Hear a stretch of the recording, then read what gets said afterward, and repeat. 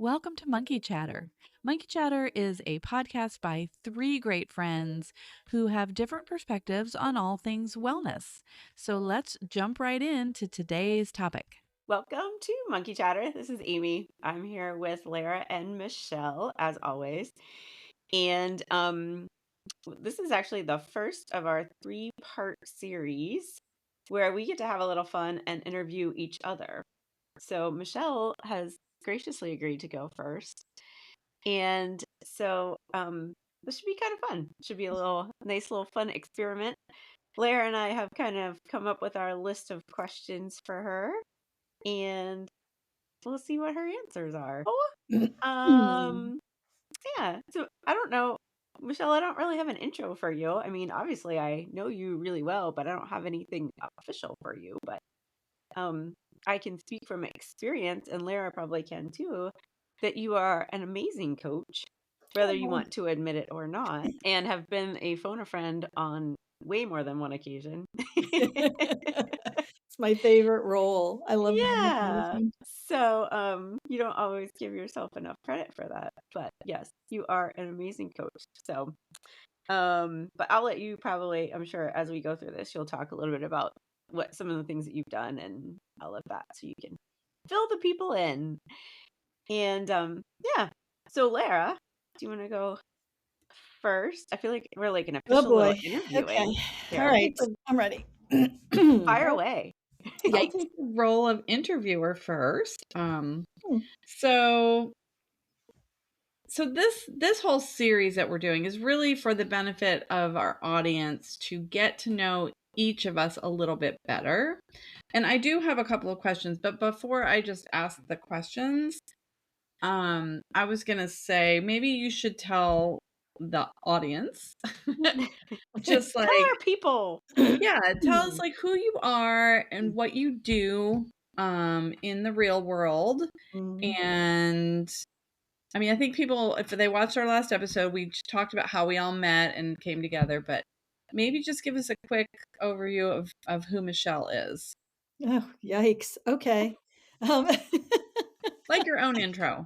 my Like own we know you're a intro. coach, but like what Yeah. kind of coach and Yeah. how long have you been doing that and what else do you do? So, yeah, I won't bore you with, I was born in and then and then and then. So we'll just cut right to where I started down the coaching path. So my my work life is in the area of sales and marketing, so that's like my day job, right?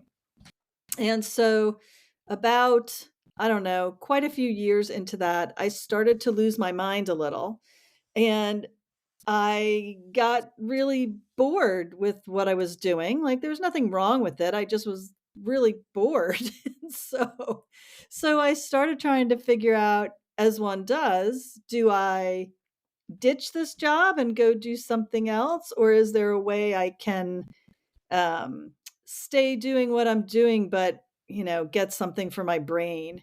And I'd always been interested in coaching and personal development and had, been playing in that space unofficially since my 20s. So it had been something I was interested in. And then there was this ag leadership program that came across my email, and I thought, well, maybe this is something that could, you know, help me get through this rough patch that I'm having.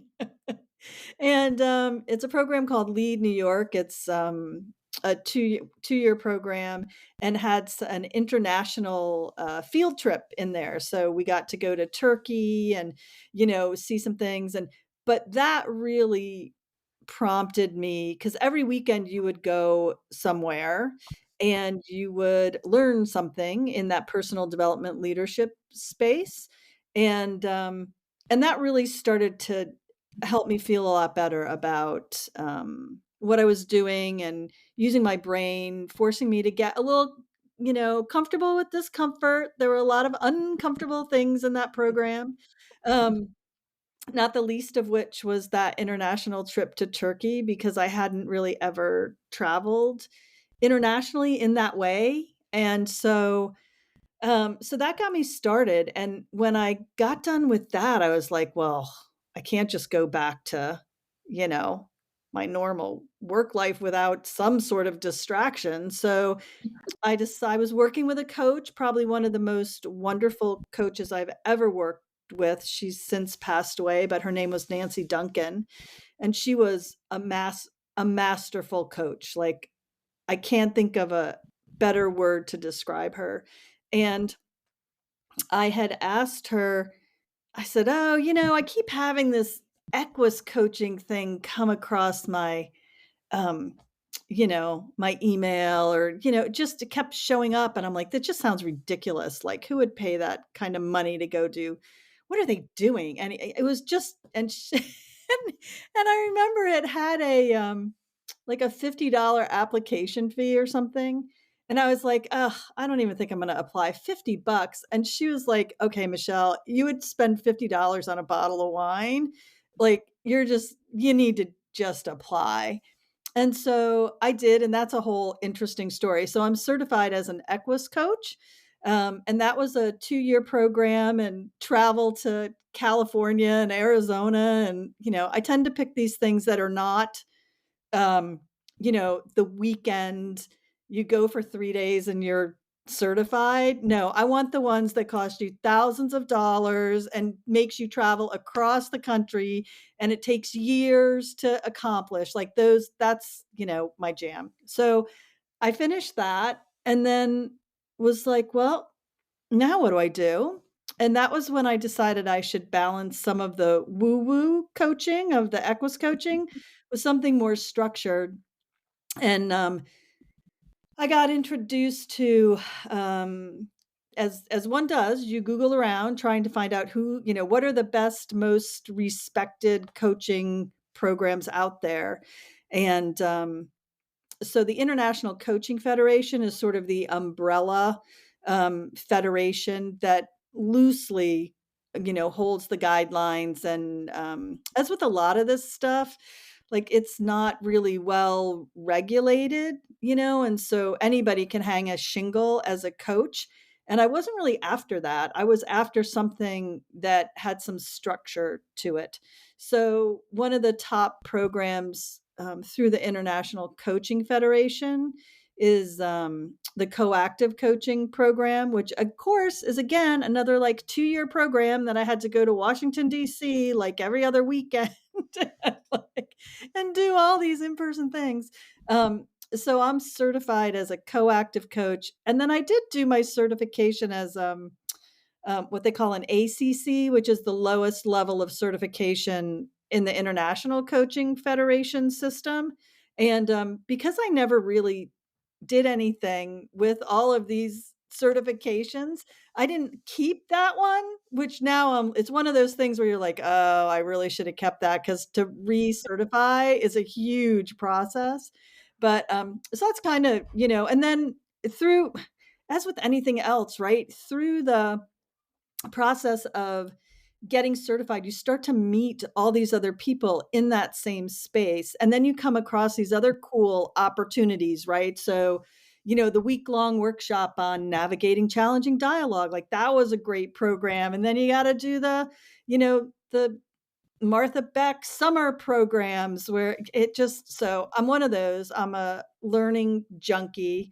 And yeah, but I am actually have multiple certifications as a coach. So yes, I am certified as a coach. Bottom line, there you go. Like, that should have been a much shorter answer to what was a really easy question. Sorry. Oh, no, it was great. I mean, I think it gives everybody a little deeper picture, maybe into like your experience, your certifications, your credibility, Mhm. all of that. Even though, like, whenever you speak, you don't need any credibility because you do always just ask the best questions. So, I guess a question I have for you then would be, what what do you think? Maybe there was an event or a circumstance or something, maybe a person in your past, what influenced you and your curiosity? Like, what made you Because have you this are the interest in curious monkey. lifelong learning? Yeah, you're the curious monkey for a reason. So, can you think of what maybe spurred that? You know, that right, when you start to think back, like, what are the things that shape you and make you who you are, right? It's so multifaceted, but, my parents were really, really big supporters of reading, right? Like, go out the 2 things, if it's nice out, go outside and do something, and I don't wanna know about it, just go do something and come home when it's time to eat. So that was the one thing, you had to go outside and do your own thing, but if it was, raining or you had to be inside or whatever, um, yeah, we were really encouraged to read, and when I think about and I loved reading. You hear about people who say that, they traveled the world as a kid through books. That Mm. was me. I felt like you could go anywhere if you just picked up a book, and I did. Like, that's what I did. And I can remember my mom, um, there would be days when, like, I wouldn't wanna go to school, like, in those tween years that really kinda suck sometimes, everybody's mad at you or your best friend is ditching you or whatever, but you don't wanna go to school, and, I would fake sick, shocking, I know, and, I would just stay in my room, and she would let me, like, I think moms are amazing, so good job, Lara. Like, you're an amazing mom. But they kinda have that sense of, yeah, I think she really does need a mental health day, and so she'd be like, You need to stay in your room, though, if you're home and you're really sick," and I'd be like, "Okay," because 'cause I'd have a big fat book I was, like, really ready to dig into. And, so, that was always a huge escape for me, but the curious part I think mostly comes from, like, my dad's side of the family. My father was always really like, as a young kid, before we moved to, the Adirondacks when we lived down near the city, my dad was a salesman for a company, and he traveled internationally. So he was always coming back from these really cool places, he'd, like, go to Europe and Puerto Rico, and, he'd always come home with great stories, and he was a really good storyteller. So, so he had that about him, and then his mother, my grandmother, came from, sort of I don't know how to describe it. She was Czechoslovakian, and she always had sort of this mystical part of her, like, when I would run away from home and go to her her house, she would sit me down and read tea leaves for me, and so she had a different approach to life that was so always kind of magical and, like, why not? And she would create these amazing again, storytellers, right, all around me, like, they would tell you and you're like, "Oh, this is so cool." And so I think that's where I really started to, um, wanna create stories, right, or create, um, experiences for people, right? And Was she a little of the woo? Did she bring a little of the oh, woo-woo? she did. I mean, she even looked like she was so amazing. Like, She I looked could talk woo-woo. about her for years. She was pretty woo-woo. Yeah. But really had to be because my grandfather was very conservative, Irish, like, there are rules in this house, and then she's sneaking you the, baklava under the table, like, "Oh, there's rules, but there's, the other rules?" So I think I was just really encouraged to use my imagination and yeah, and I definitely was one of those kids who used to get in trouble all the time, shocking, for talking in class too much. And yeah, and so I just had a lot of questions. I wanted to know things, and I think it started there. I think I just was really lucky. I had good parents and interesting grandparents. Yeah, yeah. Well, that's, I mean, I can totally see you locking yourself away in a room with a book for hours, like just Loved being it. totally into it and knowing you and being fascinated by grandma's tea leaves and having Oh, her like I teach you still have that. her Like, teapot. I really, I oh, should get that out and do some tea. And every once in a while, like when I think about things I'd like to do when I have time in whatever comes next, um, I really would love to learn the art of reading tea leaves. Like I found she was amazing. Like it was so cool. That was one of the coolest memories I have of my childhood. that's so cool. Okay, so this is on the woo woo, but so do you when I mean, but you've studied some of this. So when you do meditations or when you kind of come up with ways to get in touch with like your inner self or your Mm. higher power, does she show up for you? So funny. Yes, yeah. So, you get when you go through coach training, regardless of how non-woo-woo it's structured, there's a lot of woo-woo. Sorry, there just is. And Don't be sorry. and Nothing wrong with it. like, I'm still apologizing for it. Isn't that interesting? Yeah. Lots of questions with that. What But does that mean? there's an exercise that you do and one of the, it's a guided sort of exercise, but it's supposed to take you to, sort of that space, whatever that is for you, where you feel safe and can ask those questions. And she is always there, always in some form. Yeah, absolutely. Mm. Yeah. Well, what was her name? We need to do a little shout out. So here's an interesting thing. My brother and I were just talking about this. So I think on her obituary, they called her Mildred.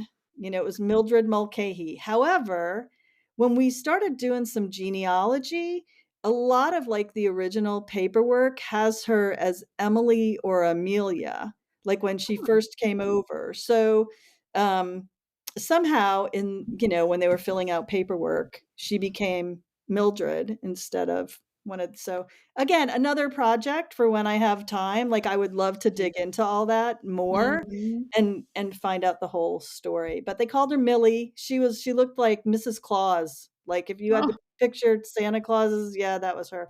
And in Do you her think one of heyday, she was pretty hot, like really hot. And then I mean, like I saw some pictures of hers in her little bathing suit. I'm like, oh, I know my grandfather picked her for a reason. Um, but what did you guys call her? Like, was she Granny, Grandma, she was grandma. Yeah. Grandma Millie, or Just grandma. just Yeah, Grandma? yeah. I'm always fascinated at what people call their grandparents. I mean, I live in Kentucky now, and I mean, you would not believe some of them are pretty crazy. Yeah, so Grandma is pretty, Yeah, pretty it was pretty normal. basic. Yeah, pretty calm. Yeah, yeah. I She was love it. great. Amy, do you want to go, or do you want me to ask I have another question, but we can switch back and forth, or we can keep on this thread. it doesn't matter. You guys are so Go. fun. Yeah, Yeah. let's switch it up, and then So, I'll ask mine next. so several questions for you, but this one, No shocker. I know, get to play curious. This one like stuck out to Mm, me. So you have definitely been the self-proclaimed um resistant little creature. I think you've said yeah. that more than once on this podcast. I kinda like it. I'm like, "Oh, that's a good little way to describe myself that doesn't make me sound like Yeah, a complete, yeah. yeah. So as a self-proclaimed resistant Mm, little creature, why do you think people like even with coaching mm. are so, obviously I'm on the fitness nutrition Yep. side of stuff, and you're on a bit of a different side, but so why do you think even with coaching people still can be really resistant? Yeah. The first thing I wanna say to that, think how bad I'd be if I didn't get coached. Right? Like, I think about that quite often because, I'm like, "Well, and this is not to be like, you know, um, dramatic or whatever, but looking back over my life, um, if I hadn't found and I've done the therapy thing too, so, I like whoever can help me, I'm all about that. Like, I definitely got over my don't ask for help thing really early. I was like, I clearly need some help because I am not figuring this out. But if I hadn't had the opportunity to work with coaches and some of the other folks, I'm not sure how I would have really made it this far as well as I have. So I'll just leave it at that. And so I think without coaching, um, and without folks who encourage you or, that you run across that make a difference, um, my life would have looked very different. Um, Part 2 of your question, though, like, what is that? And I would say for me, and I can't speak for everybody, but I do Yeah. think, most of the clients that I have coached, and certainly I can speak for myself, underlying it all, there's always some fear of something, Mm. right? It's fear. And that can take a different form for everybody. Like, so people who um people who are like big time risk takers, which is sort of the opposite of me, a lot of times those folks are driven by fear as well, right? It's a different type of fear. My fear is, after all the years of therapy and coaching, I think mostly my fear just comes from my childhood and a need for security. Like, I think my dad had a really bad accident when I was 9, he was 30. So he fell off a roof and was paralyzed from the waist down, had just left his corporate job to follow his dream, right? So you get all kinds of messages around, well, sometimes following that dream, it doesn't work out really well, that could be bad.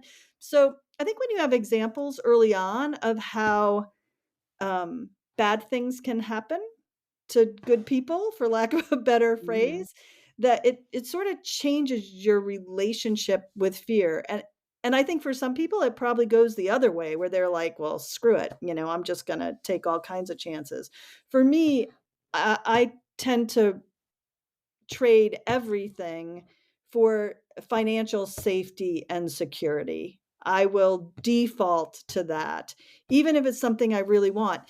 And I think back when, because I think on one of the earlier podcasts I had mentioned, left to my own devices, I probably would have, I'd just like to go be a PhD in freaking English literature or something. Like, I would have been probably great in academia. Like, let me just go learn things and, share things and whatever. And I got the message pretty early on that, like, that wasn't an acceptable path, right? Like, Mhm. you can't just go to school for your whole life. You need to go get a job. So, I think for me, it comes down to a fear of somehow losing everything. Like, all the coachy things. So, years ago, I went through some sort of training with somebody, and you had to there's so One of the many. 25. After a while, you just go, "Where did that come from?" But you had to pick your, gremlin. Did either of you guys ever get that book? Oh, what's it called? Knowing Your Gremlin or something about your gremlin. But it's No. basically uncovering, your, in coachy terms, your saboteurs, right? Like, what shows up. So, but this was really fun because you got to sort of name them and make them into pictures.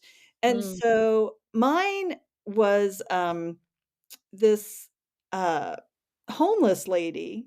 And if you have you ever seen those cards of the lady with the lemons? Have you ever seen the Yes. cards with the lady with the Lemon. lemons? Yeah, Yeah, she's like, like in a little black dress with a hat, and she looks kind of always homeless. crabby. Yeah, Yeah, always crabby, her hair's crabby. Yeah. all messed up. Yes. If life gives you lemons, stuff them in your bra, can't hurt my Yeah, apple. she's That kind of thing. actually really funny. So she's the image pushing a, shopping cart. So my biggest fear has always been ending up homeless, um, and with no money. So Mm. Wow. that drives There's everything. I so mean, much to unpack it there, is, Michelle. it's crazy, and trust me, all the coaches and therapists and whatever, they're like, "Okay, well, I think we got to the root of Yeah. that." The trick though, Amy, is how do you overcome that? And I have done tons of things that I never thought I would do, mostly because of people like you who I pepper my life with, right? So I tend to because I do sort of at my core want to take the risk or do the magical thing, or and I believe in the woo woo. Like I believe that you can manifest whatever. I see it all the time. Look, Lara, you're a great example. I see it all the time.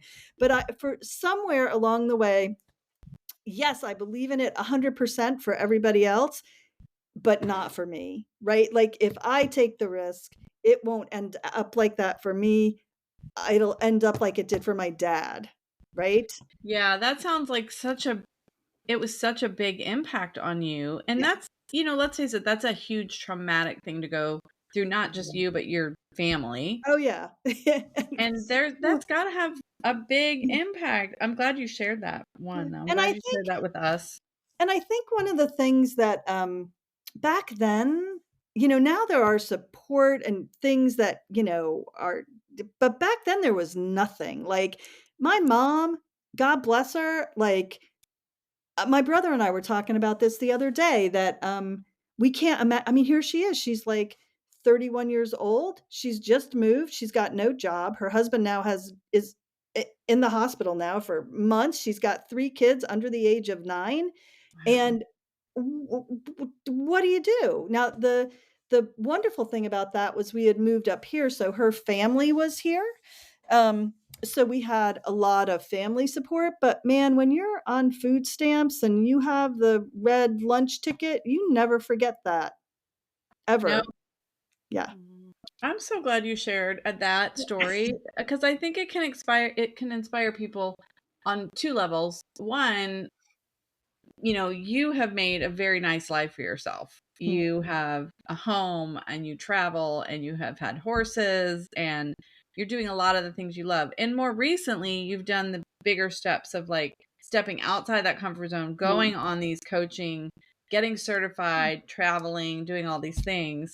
I mean, heck, we jumped on a plane and went to Belize without any knowing anything, I all would 3 of us never have done together. that without the 2 of you though, right? Like But that's I okay. yeah, yeah, ever. Nor would I be going to the gym and picking up heavy things if it wasn't for Amy. And So, and it's all like we said many times on this podcast, it's never too late, it's never too early, yeah, right? Mhm.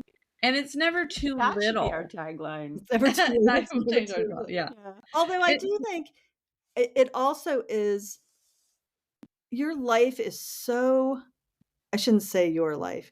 My experience has been that your life can be so impacted by the people you choose Mm. to surround yourself with. That whole thing about like the 5 people who People. are in your circle, anybody who's Yeah. listening to this and wondering how they can up level their life, I can't I can't say enough about that. That Mhm. really does make a difference, a huge difference. Yeah, Yeah. hugely impactful.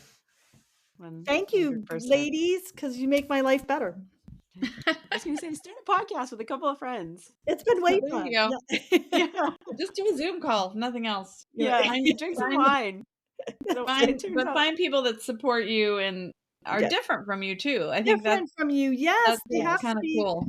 Yes, they have to be different from you because and I mean, I'm not gonna get political or anything, but I think that's part of the challenge with the world the way it is today. We're so siloed, um, and it is a little challenging sometimes to interact with people who are not from your space or like you or believe the same thing or whatever, or, just have a different way of seeing the world. So, I would encourage everybody to, yeah, just check it out. You don't need to be best friends. You could just see how they are, like, go join a club. I don't know. Ask I, questions, you right? ask Yeah. questions, right? And stay away from the Debbie Downers who want to suck the Mm. life out of you. Yeah, That's Yeah. and that's kind of hard yeah. because, right, sometimes, talk about good coaching stuff, but sometimes you get into those relationships before you realize that you're like, oh, shoot,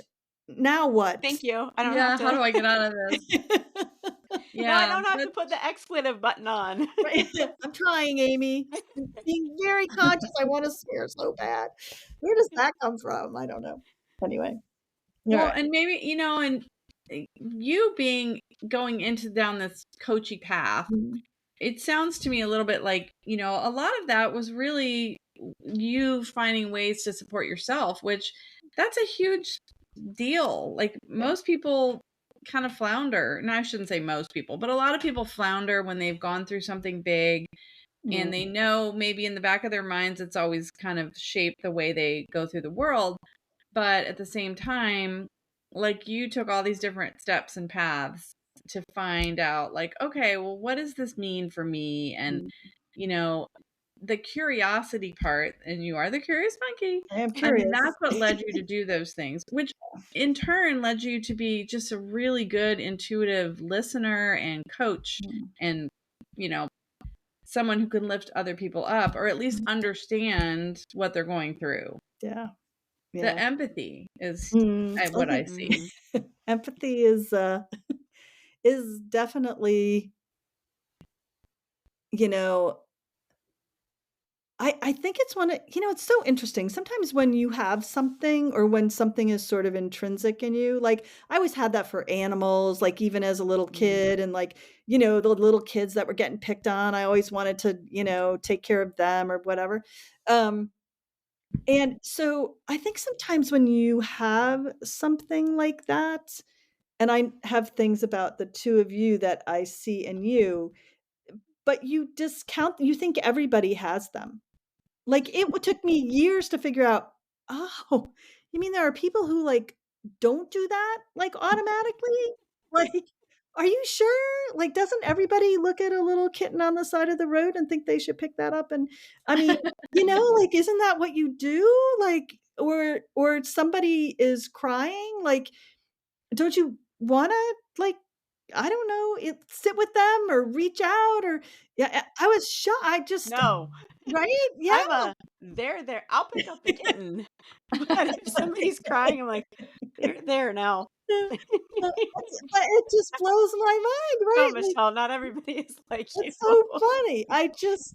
And so it took me years to figure that out. Like that, yeah, that not everybody, not that I thought everybody was the same as I was, but I thought everybody was kind of the same as I was. Right? Like, I don't know. That's a weird thing. I hadn't even thought about that. Anyway. And that's where you don't give yourself enough credit for Yeah, the coach skills that you true. have. Uh, Maybe uh, you see that. was that cat? No. No, actually, that was just me.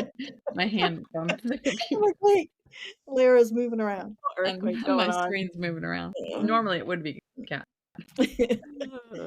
Oh, Hmm. what else do you guys have for me? Ooh. Mm, Lara, do you have more questions? One more. okay. Yeah. It takes us a little back into the woo-woo, but Oh, my I like favorite to think place. about the fact that we're all three in different decades of Mm, life, and mm, I'm kind of stepping into your next one, but mm, there's like, especially for women, there's like mm, phases, and I feel like when you get to your like 50s and then 60s, you enter what's called the wise woman mm, phase.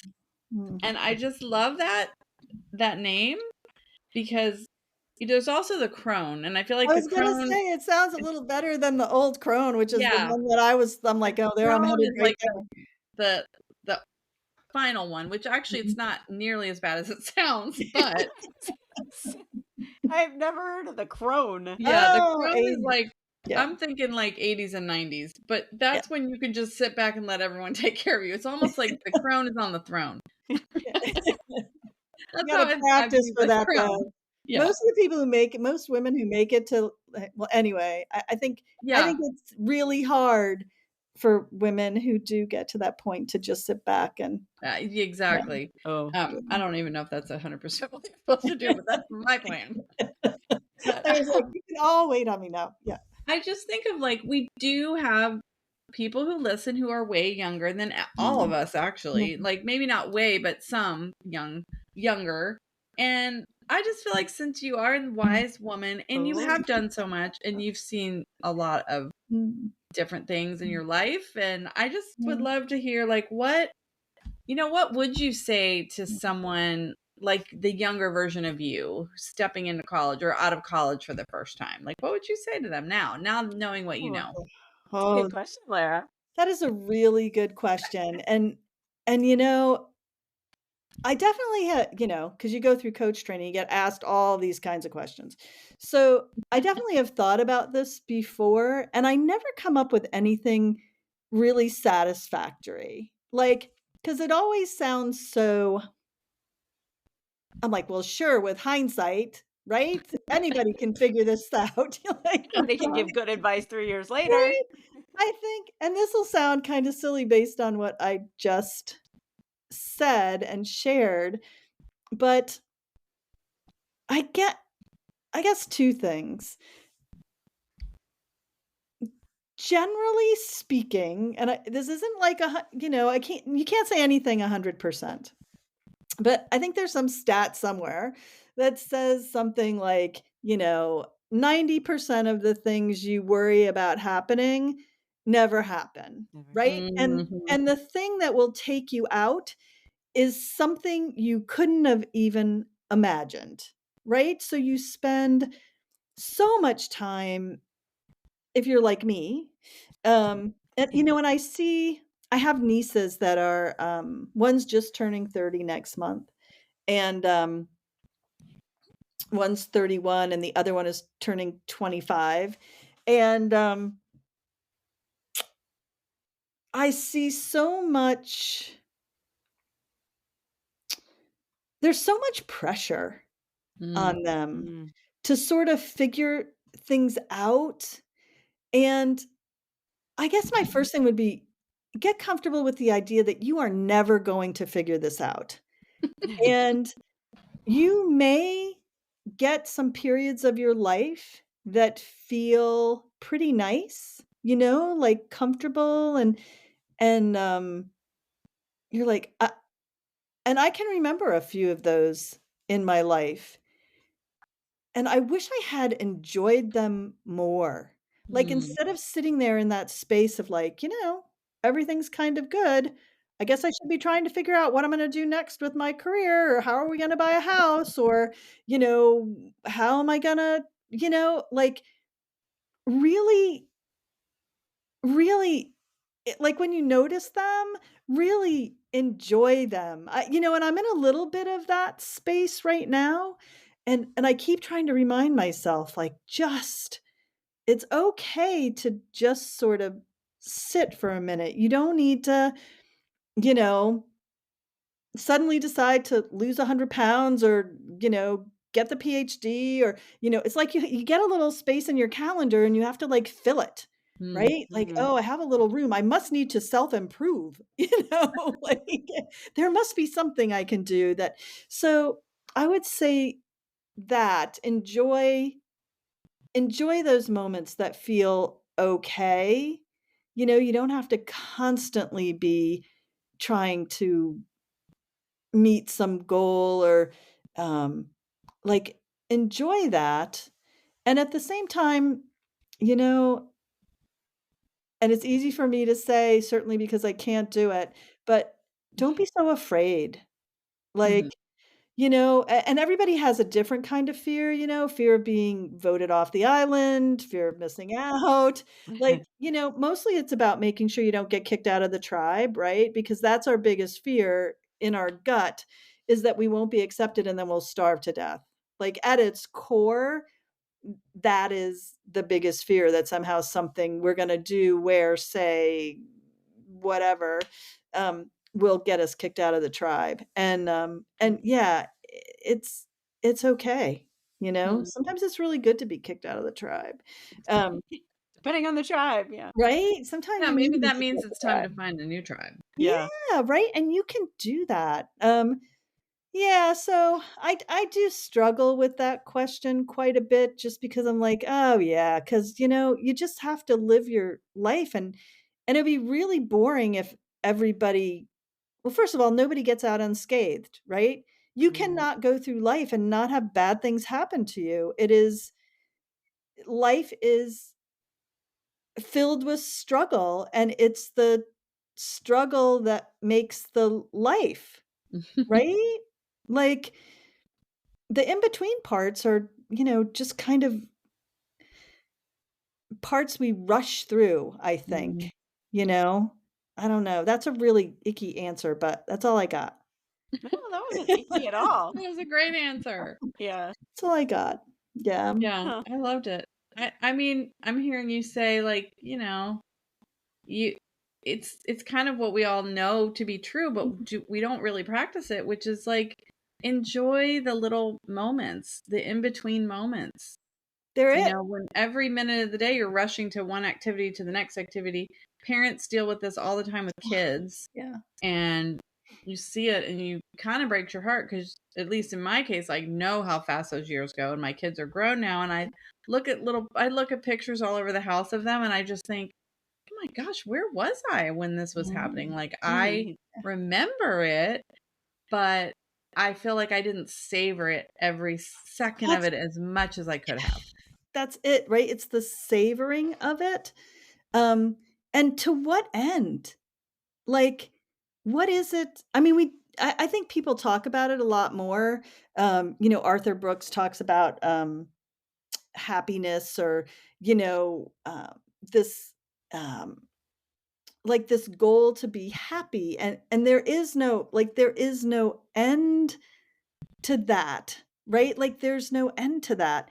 And yeah, we keep doing these things and rushing from this to that, thinking that the next thing's gonna be the one that, "Oh, well, finally I'll be able to, Mhm. like, then I'll have made it, right? Then I'll be able to relax." And I've met a lot of people over my lifetime, and I can't think of one person who has who's like, "Okay, yeah, it's all good. Everything ended up perfectly. I'm just gonna hang out," and, even the folks that I know that retired, um, you can't count on your health, right? So you may think you've got a great plan and you can get yourself financially to, that magical retirement in the sky, and then you end up with some crazy chronic disease. You can't control the other members of your family dying or having issues. That's, like, you can't there's no yeah, if you don't enjoy if the time that you have, like, it trust me, things happen. Like, you think you have it all sorted out, and, like, what is that thing? What do they say? You wanna see God laugh, just tell him your plans? I think that's perfect. I mean, that's Yeah. perfect because, and I'm not saying don't try to, because I'm a huge fan of, like, conscious creation, and I do believe in, sort of manifesting a life that works for you, but all with the understanding that, yeah, all you can control is your little, like, how you show up in that moment. That is it, man, because there are a lot of other moving parts and people out there with all their moving parts and people, and, you know, so Well, but Yeah. that's what makes you you, is the idea that you can only control how you show up in the world. Like, to me, that's Michelle's mantra right there. I wish I did that a little better, but yeah, yeah, that's a great mantra. I love that. We should close on that. Look at how wise I am. Close Way, on way that. better though. And I have so to go back to the coaching thing, Way and better. just FYI, International Coaching Week is May 12th through the 18th. So if you're interested in coaching at all or finding a coach, you can check out the International Coaching Federation. They have all kinds of things going on that week.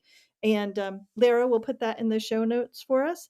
But Yay. there's lots of cool info there and lots of great opportunities to try it out. But I would say, without Amy saying I've gotten way better, I have gotten way better. And it's because I have worked with some amazing coaches and a couple of really good therapists. I'm just going to throw that out there too.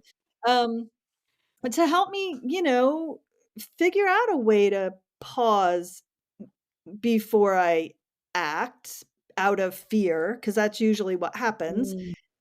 Something scares you and you are kind of like that little kitten in the corner who just starts hissing and like Claws coming out. yeah, right, because you're like, yeah, that's usually not the best approach, just in my experience. Taking a little moment and taking a breath and thinking about what you really want to do, that would probably be my advice. Breathe, right, Lara? Take a breath. Breathe. Take a breath. Take a breath. And Take a then, nice slow breath. take a breath. Yeah. Yeah. Well, and you, again, like you have taken steps to be the person that you want to be and how you want to show up by doing these things purely because, yes, maybe you were interested in being a coach, but you weren't just jumping into things to do them.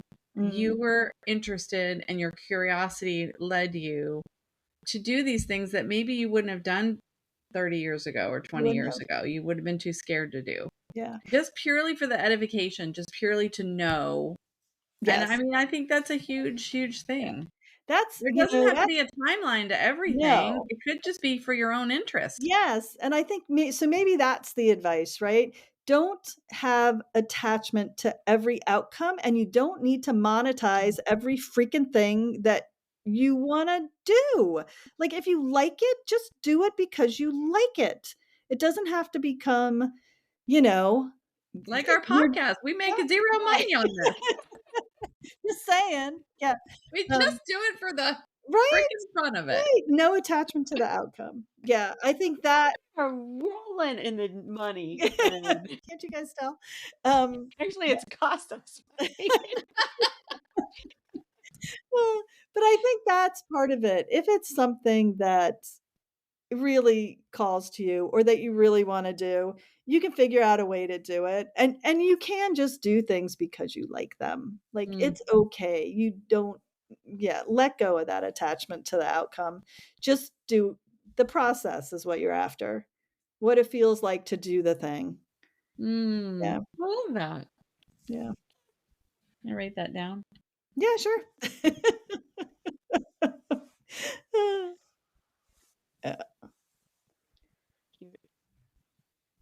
Well, that was super fun. You guys can interview me anytime. Yeah. Yeah. I wanted to be a journalist. I picked, an equine degree instead. I really second guess that some days, but yeah. Yeah. Well, I loved it. Thank you for sharing all that. I learned some stuff I didn't know about you today. Well, I can't wait to interview you two. I'm so glad I went first because now there's like no, like I'm done.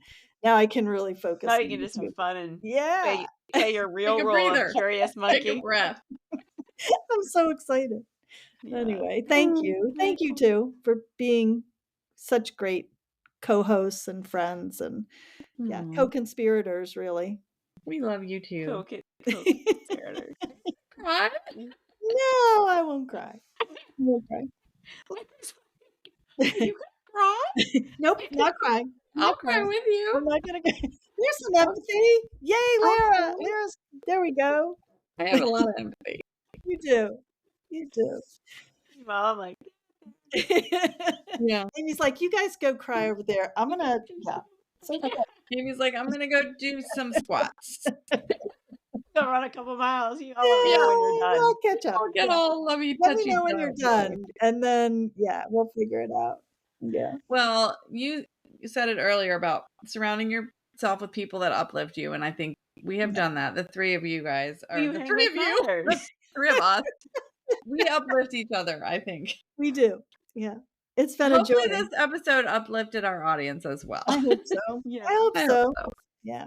And with that, talking about the people that you hang around with, do we have to do our monkey chatter? Who you hang with matters. Okay. Let's do it. Start us off. We got it pretty good when we were all together, but this is not Yeah, we did. Okay. Count us down. Ready? Monkey chatter. Monkey chatter. Who you hang with matters. Pretty good. It started off okay. We'll see what happens. Thank you, everybody. Thanks for listening to Monkey Chatter today. As a reminder, we want to let you know that while we think we are really smart, none of us are doctors or medical professionals. So anything that we say or suggest on this podcast should be run by your doctor before you make any major lifestyle, nutrition, or medication changes. Take care and be well, friends.